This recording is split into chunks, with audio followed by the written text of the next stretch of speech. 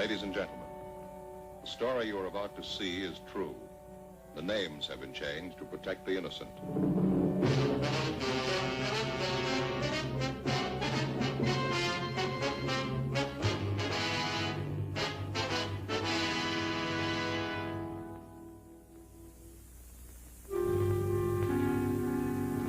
This is the city. 2 million people, almost 1 million kids. The people have tried to plan for them. They've built schools for them to learn in, beaches and parks for them to play in. Most of the kids follow the course as planned. A few of them get lost on the way. When they do, it makes trouble for me. I'm a cop. I carry a badge. It was Thursday, September 15th. It was hot in Los Angeles. We were working the day watch at a burglary division. My partner's Bill Gannon. The boss is Captain Mack. My name's Friday. It was 7:30 a.m. We were reporting in... Good evening, young scholars.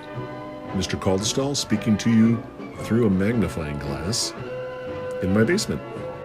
Why? Because today's theme is evidence.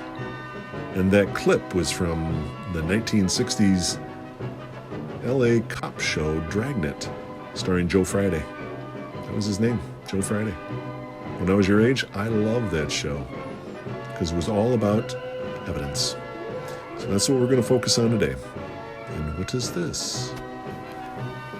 A wallet. Ooh, this wallet's been around.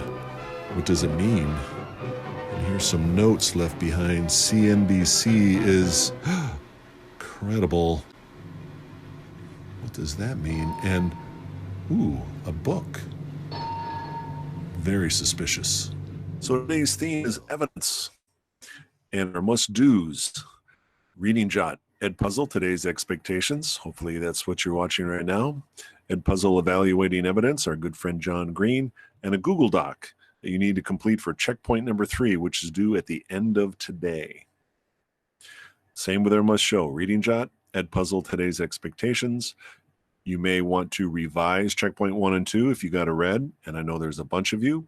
Ed Puzzle, evaluating evidence with John Green, and in the Google Doc, checkpoint number 3, evaluating evidence, May 13th, 2020. Here's the link to your Reading Jot. And I want to talk really quickly about, are you here? Are you working to learn? Or do you simply just want to get it done? So I think about this iron worker high above New York City, building one of the few skyscrapers at the time. You can see the Chrysler building off to the right. And if you are going to live in that building, if you're going to work in that building, if you're going to walk under that building, do you want somebody that built it to just kind of race through and get it done? Or do you want them to do it right?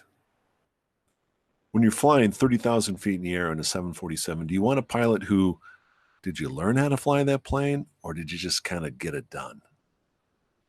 And how about if you're in having heart surgery? You want doctors who are concerned about doing it right, and that when they were learning to do it, they did it so they learned deeply and understood it? Or did they say, did you do it? Yeah. Did you learn it? Not really. I think the answer is obvious. And that takes me back to my Uncle Bud, who I've talked a lot about this year. And I remember a long time ago, and I've talked to many of you about it, less hurry, he told me, equals more speed. Take your time, do it right the first time. And you say, well, what is he talking about? Well, here's what I'm talking about. So you hopefully remember this source. And it was really difficult for those of you who failed to stick to the 4 corners. And that's another theme that we've talked about many times this year. And where are the 4 corners? Well, here's 1, 2, 3, 4. So here's the source. Big headline at the top. Big breaking. I'm not really sure what that means, but okay. That's what whoever this person was that posted it said. And then there's the professional looking photograph that was taken from CNBC. Okay. And the caption doesn't tell us who's in the photograph, but the person looks serious and professional. And it says, WHO, the World Health Organization, considers airborne precautions for medical staff after study shows coronavirus. Okay. That doesn't sound controversial, or that sounds fine. And then the headline says, COVID-19 is confirmed as airborne and remain 8 hours in air. So everyone is required to wear masks everywhere. Everywhere? So here's what one of your classmates wrote. This is false because one does not have to wear masks in their house. Then I asked my mom, who works in the medical field, said that is false. I also went on the U.S. disease control and said that the COVID does not stay in the air, but it settles on hard surfaces for up to 4 days. Okay, so now let's analyze the analysis. So this student wrote, I asked my mom. I'm like, wait a minute, did I miss something? So I'm looking at the four corners of this source, and I don't see anything about a mom. All right. The student also wrote, I also went on the U.S. disease control. I didn't ask you to do any research. I just asked you to answer 3 questions. What do you know? Another way of saying that is, what claim is being made? How do you know it? What source does the author cite? And why does it matter? So explain why it matters if the source is credible. I didn't ask you to ask your mom. I didn't even ask you if it was true or false. I didn't ask you to do any research. I just wanted you to stick to the 4 corners and let's see what this person is saying and if they can back it up with evidence. Here's another source that you had to analyze. A warning. Quadruple exclamation point. So it must be really serious. It's a new thing circulating now. People are going door to door handing out masks. They say it's new. It's a new initiative from local government. They ask you to please put it on, see if it fits. It's doused with chemicals, which knocks you out cold. They then rob you, double exclamation. Please do not accept masks from strangers. Remember, friends, it's a critical time and people are desperate. The crime rate will spike. Please be cautious. 4 exclamation points about be safe. Wow. So here's the analysis from your classmate.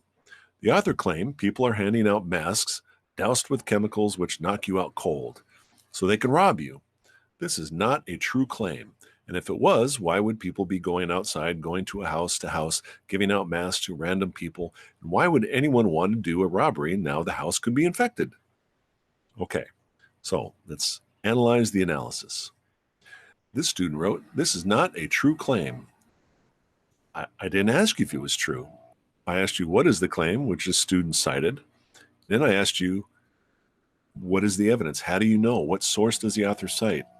I don't see that answer here anywhere. And then the whole point about why does it matter if the source is credible? Here's another student who started right away, said, I think this claim is true. I didn't ask if it was true. And then the third annotation, right away, I think this is false. I didn't ask if it was false. So it's really important that you read the directions, you understand the questions, and just stick to that. There's going to be a point where we're going to do research. We haven't got there yet. So this is a discipline that historians do, is they stick to the 4 corners. And that's something that we really need to focus on. So what I need you to do is go to this link, make a copy of checkpoint number 3, Evaluating Evidence, May 13th, 2020. And you're going to analyze this source and then the reactions to this source. And I copy and pasted this right off of Facebook. It's somebody named Angela, and she wrote, this is hypercapnia. It can be caused by rebreathing your own exhaled CO2 by wearing a mask continually. Okay. Remember to focus on these questions. What do you know? How do you know it? Why does it matter? These are the reactions to Angela's post. And I want you to answer the same questions with what they wrote. I gave you 3 sets. From set A, you need to choose 1 and analyze it. And you need to choose 1 from set B and analyze it. Then you need to choose 1 from set C and analyze that. And then I have a question at the end, kind of a reflection on thinking about these are adults. And really the question is, have these adults learned what you're learning right now? Many of you, as I mentioned before, got a red on checkpoint 1, checkpoint 2. You may want to go back and revise that. If that happens, let me know, and then I'll reassess it. Don't forget, we got John Green's Evaluating Evidence video. It's really fun, as usual, and filled with lots of deep learning. Enjoy finding that evidence. Hope everybody's doing well. And let's go out with a little Dragnet and our good friend Joe Friday.